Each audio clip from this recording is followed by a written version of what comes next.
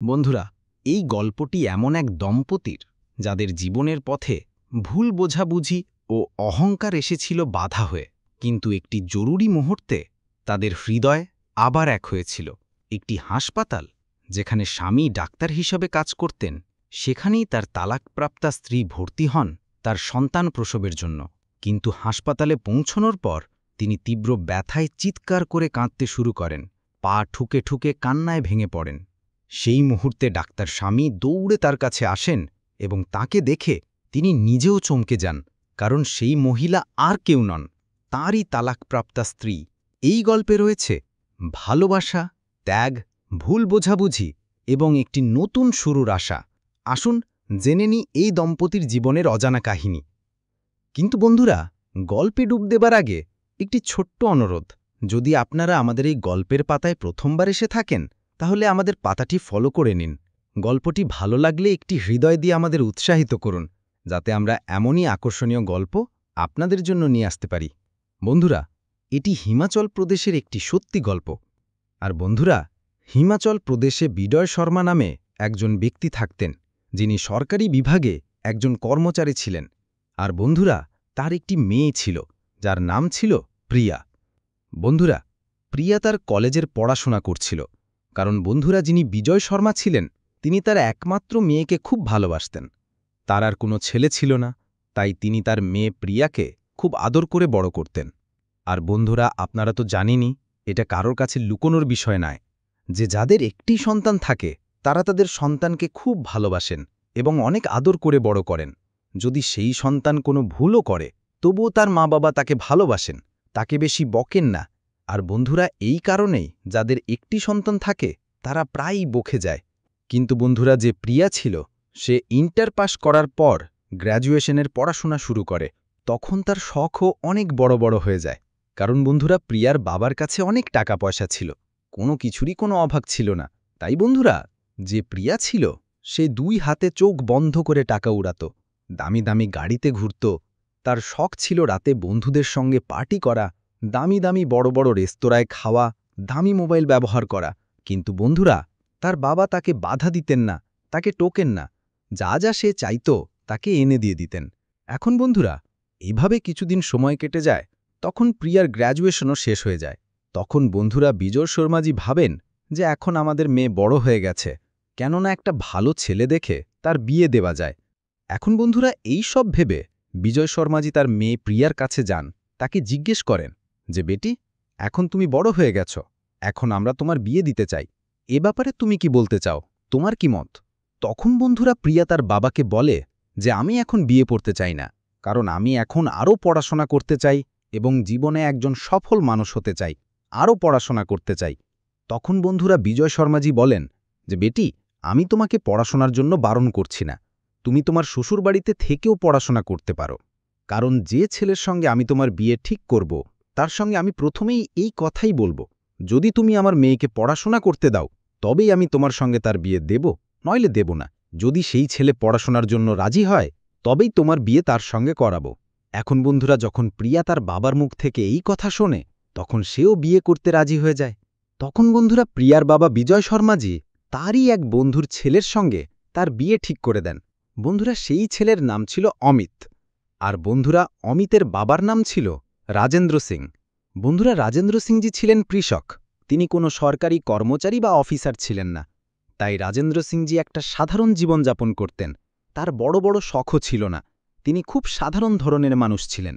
কিন্তু বন্ধুরা, তার ছেলে অমিত সরকারি ডাক্তারি পড়াশোনা করছিল এবং ছোটবেলা থেকে তার স্বপ্ন ছিল ডাক্তার হওয়া। তো বন্ধুরা, কিছুদিন পর এই দুজনের বিয়ের তারিখও ঠিক হয়ে যায় এবং অমিতের সঙ্গে ধুমধাম করে প্রিয়ার বিয়ে দেওয়া হয়।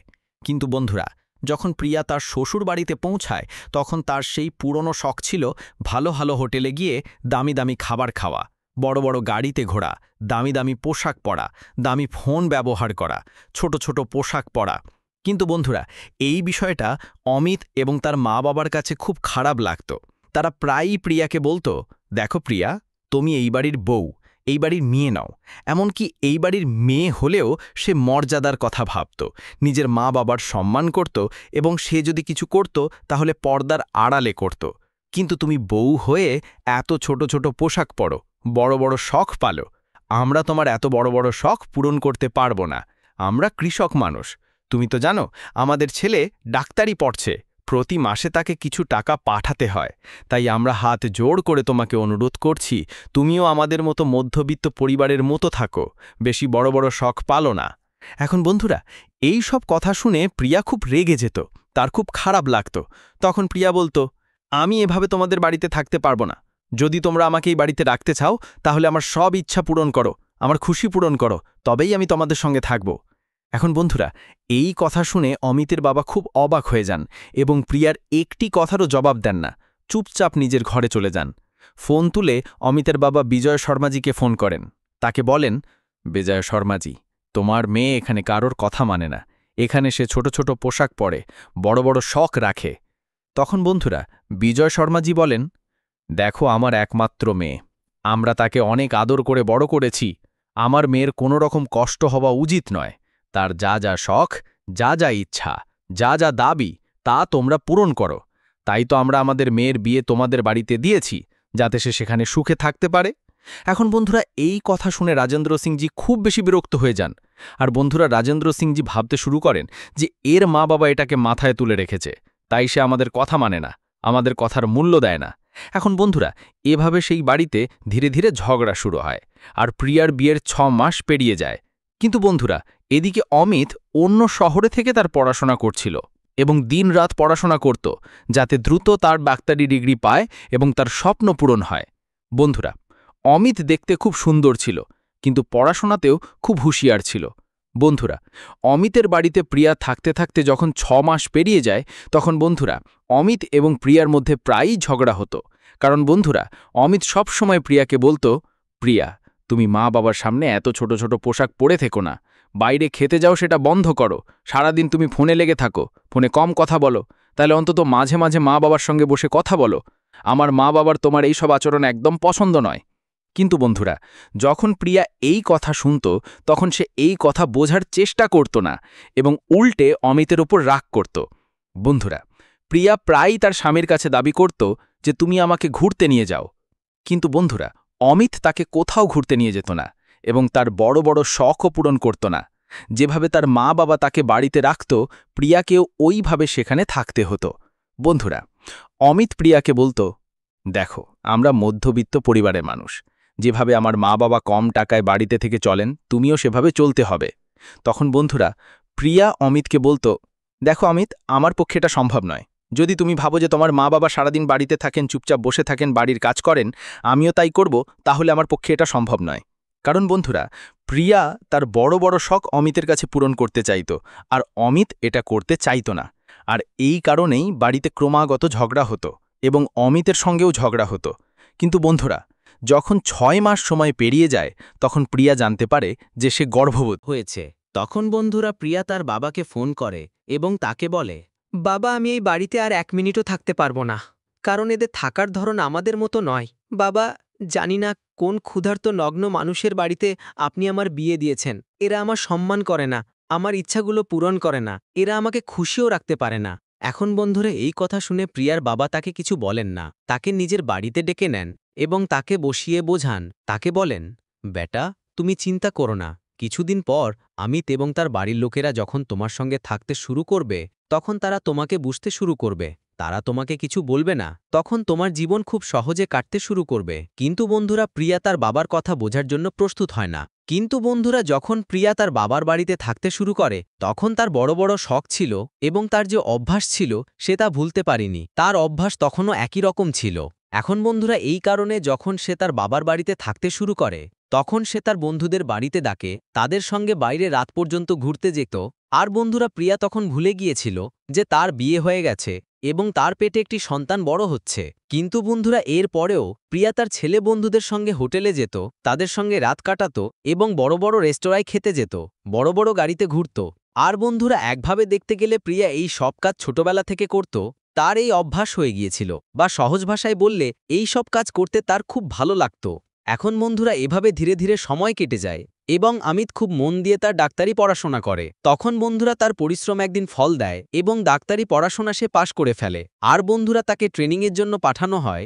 এদিকে বন্ধুরা যখন প্রিয়া তার বন্ধুদের সঙ্গে ঘুরতে শুরু করে তখন তার মনে হতে থাকে যে অমিত তার উপযুক্ত নয়। তখন বন্ধুরা একদিন প্রিয়া তালাকের কাগজ আদালতে জমা দেয়। তখন কিছুদিন পর তাদের মধ্যে তালাক হয়ে যায়। যদিও বন্ধুরা তখন প্রিয়ার বাবা তাকে অনেক বোঝানোর চেষ্টা করেন এবং অমিতও তাকে বোঝানোর অনেক চেষ্টা করে, কিন্তু বন্ধুরা সে কারোর কথা মানে না। কিন্তু বন্ধুরা যখন অমিত একজন সফল ডাক্তার হয়ে যায় তখন বন্ধুরা হিমাচল প্রদেশের একটা ভালো হাসপাতালে তার নিয়োগ হয় এবং সে সেখানে চাকরি শুরু করে। কিন্তু বন্ধুরা এদিকে যখন প্রিয়া তার মায়ের বাড়িতে থাকতে শুরু করে, তার বাবার বাড়িতে থাকতে শুরু করে, তখন বন্ধুরা সে তার বন্ধুদের সঙ্গে ঘুরতে শুরু করে এবং ভুলে যায় যে সে অমিতের সন্তানের মা হতে চলেছে। কিন্তু বন্ধুরা যখন প্রিয়া ডেলিভারির সময় কাছে আসে তখন বন্ধুরা তার যে বন্ধুরা ছিল তারা তাকে জিজ্ঞাসাও করত না এবং তাকে দেখতেও আসতো না। বন্ধুরা যখনই প্রিয়া তার বন্ধুদের সঙ্গে বাইরে ঘুরতে যেত তখন তার বন্ধুরা বলতো, প্রিয়া, এখন তুমি বাড়িতে বিশ্রাম করো, তোমার সঙ্গে ঘুরতে আমাদের ভালো লাগে না, তোমার পেটে সন্তান আছে, তোমার পেট অনেক বাইরে বেরিয়ে গেছে। এখন বন্ধুরা যখন তারা এই কথা বলতো তখন প্রিয়া এই কথা শুনে বুঝে যায় যে তার বন্ধুরা সারা জীবন তার সঙ্গ দেবে না। কিন্তু বন্ধুরা প্রিয়া এখন চাইলেও কিছু করতে পারত না, কারণ বন্ধুরা সে তার স্বামীকে তালাক দিয়ে দিয়েছিল।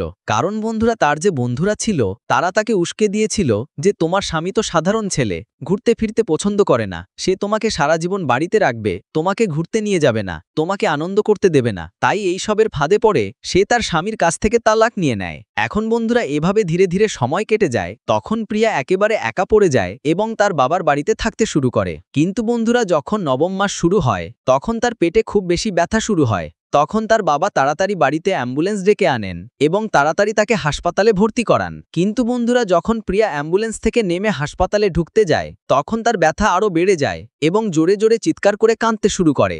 এখন বন্ধুরা তার কান্নার আওয়াজ এবং চিৎকার শুনে হাসপাতালের সব স্টাফ এবং ডাক্তাররা দৌড়ে বাইরে এসে দেখার চেষ্টা করেন যে কোন মহিলা এত চিৎকার করছে, কেন এত কাঁদছে। কিন্তু বন্ধুরা যখনই অমিত দৌড়ে হাসপাতালের বাইরের দরজার কাছে পৌঁছায় এবং যখনই অমিত প্রিয়াকে নিজের চোখে দেখে তখন তার হুঁশ উড়ে যায় এবং সে সামনের দিকে প্রিয়াকে দেখতে পায় যার হাতে সেই বাচ্চা ছিল তার নিজের ছেলে।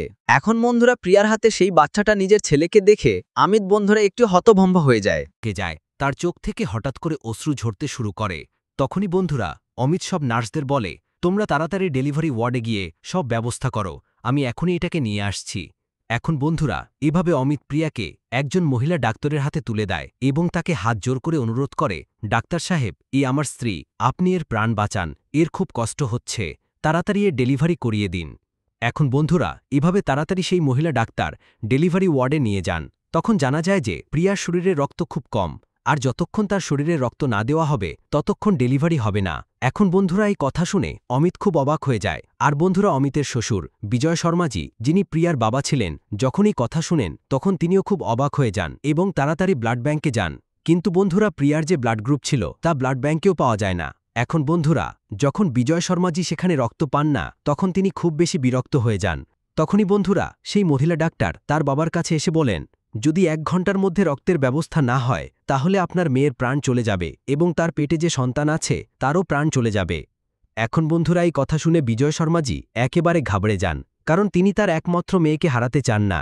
এখন বন্ধুরা অমিত অনেক ডাক্তারের সঙ্গে কথা বলে, অনেক হাসপাতালে ফোন করে রক্তের ব্যবস্থা করার চেষ্টা করে, কিন্তু বন্ধুরা কোথাও থেকে রক্তের ব্যবস্থা হয় না, কারণ তার ব্লাড গ্রুপ ম্যাচ করছিল না। তখনই বন্ধুরা অমিত মহিলা ডাক্তারের কাছে যায় এবং তাকে বলে, ম্যাডাম, আমার ব্লাড ও পজিটিভ, যদি আপনার কোনো আপত্তি না থাকে তাহলে আপনি একটা কাজ করুন, আমার রক্ত নিয়ে একটা বোতল তাকে দিয়ে দিন এবং তাড়াতাড়ি তার ডেলিভারি করিয়ে দিন, নইলে তার প্রাণ চলে যাবে।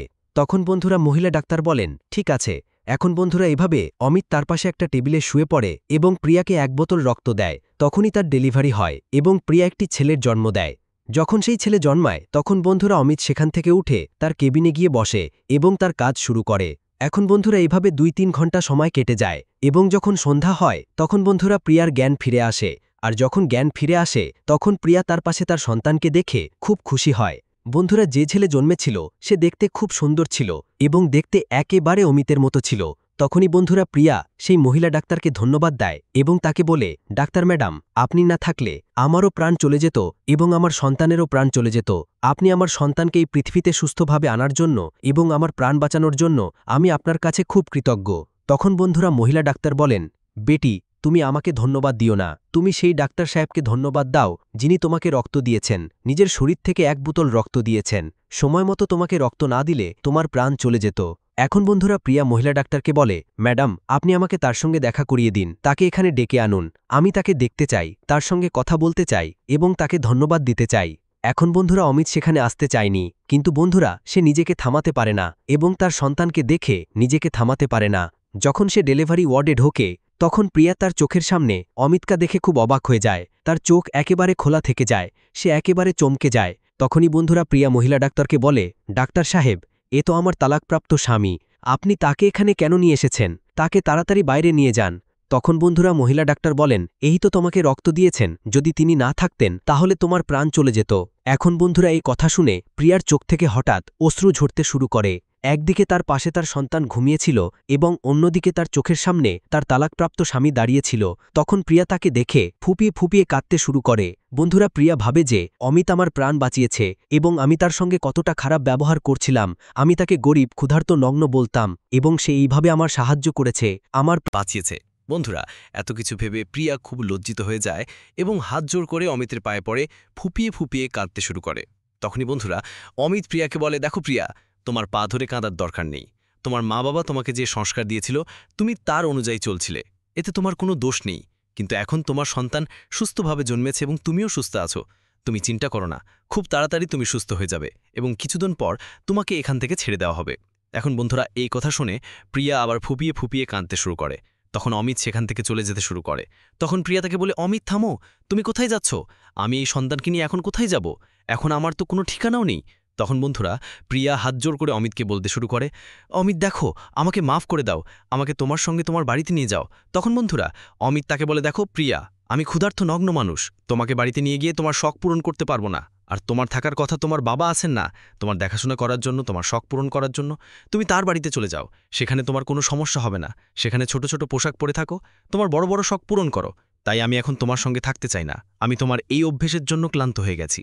এখন বন্ধুরা এই সব কথা শুনে বিজয় শর্মাজি খুব লজ্জিত হয়ে যান, কারণ তিনিও তার মেয়ের পাশে বসেছিলেন এবং হাত জোড় করে বলতে শুরু করেন, বেটা দেখো, আমাদের খুব বড় ভুল হয়েছে, এটা আমি মানি যে আমার মেয়ে নাদান, কিন্তু আমার মেয়ের এতে কোনো দোষ নেই। এই সন্তান যে জন্মেছে এটা তোমার, আর আমি তোমার কাছে হাত জোড় করে অনুরোধ করছি যে এই সন্তানের জন্য তুমি আমার মেয়েকে আবার গ্রহণ করো, নইলে তার জীবন নষ্ট হয়ে যাবে, সেই সন্তানকে নিয়ে কোথায় যাবে? এখন বন্ধুরা অমিত এই কথা শুনে অনেকক্ষণ ভাবে বোঝে এবং তারপর বুদ্ধিমত্তার সঙ্গে সিদ্ধান্ত নেয় এবং প্রিয়াকে তার সঙ্গে রাখতে রাজি হয়। বন্ধুরা প্রিয়ার মা বাবা অমিতকে বলেন, বেটা যা কিছু হয়েছে তা যেতে দাও, প্রিয়াকে মাফ করে দাও, আখির সে তোমারই সন্তান, সে তোমার স্ত্রী, সেই সন্তানের লালন পালন তো তোমাকেই করতে হবে, তাকে সংস্কার তো তোমাকেই দিতে হবে। এখন বন্ধুরা এভাবে যখন কিছুদিন সময় কেটে যায় তখন প্রিয়াকে হাসপাতাল থেকে ছুটি দেওয়া হয়। তখন প্রিয়া তার স্বামীর সঙ্গে তার বাড়িতে চলে আসে। তখন বন্ধুরা অমিতের মা বাবাও প্রিয়াকে দেখে খুব খুশি হয়, কারণ বন্ধুরা তারাও প্রিয়াকে খুব ভালোবাসত, কিন্তু তারা শুধু প্রিয়াকে সংশোধন করতে চাইত যে এইসব অভ্যেস বন্ধ করে দাও, এই কারণেই তারা একটু বিরক্ত ছিল। কিন্তু বন্ধুরা যখন প্রিয়া তার স্বামীর সঙ্গে তার বাড়িতে যায় তখন একটি নতুন জীবন শুরু করে এবং তার স্বামী, তার সন্তান এবং তার শাশুড়ি শ্বশুরের সঙ্গে হাসি খুশি থাকতে শুরু করে। বন্ধুরা এই গল্প শোনানোর উদ্দেশ্য কারো মন আঘাত করা নয়, বরং এই গল্প শোনানোর উদ্দেশ্য শুধু এইটুকুই, আজকালকার যে মেয়েরা আছে, আজকালকার যে মহিলারা আছে, তারা টাকার অহংকারে এসে তাদের স্বামীকে কিছুই মনে করে না, তাদের নালায়েক বলে, এমনকি তাদের অপমানও করে এবং তাদের বিরক্তও করে, আর এই কারণেই তাদের স্বামীরা ডিপ্রেশনে চলে যায়। কিন্তু বন্ধুরা সেই সব মহিলাদের জন্য এই গল্প একটি বড় শিক্ষা এবং এই গল্প থেকে সেই সব মহিলাদের অনেক কিছু শেখার দরকার। যদি কোনো মহিলা তার স্বামীর সঙ্গে, তার শ্বশুরবাড়ির লোকদের সঙ্গে এভাবে থাকতে শেখে, বেশি দাবি না করে সবকিছু ম্যানেজ করতে শেখে, তাহলে বন্ধুরা তার পরিবার কখনো নষ্ট হবে না, তারা সব সময় সুখী থাকবে। তাহলে বন্ধুরা এই ছিল আজকের গল্প। এই গল্প শোনার পর আপনারা কি বলতে চাইবেন? আপনাদের মতামত আমাদের কমেন্ট বক্সে অবশ্যই জানাবেন। গল্প পছন্দ হলে গল্পটি শেয়ার করুন, আমাদের পাতা ফলো করুন। আপনাদের সবাইকে অনেক অনেক ধন্যবাদ।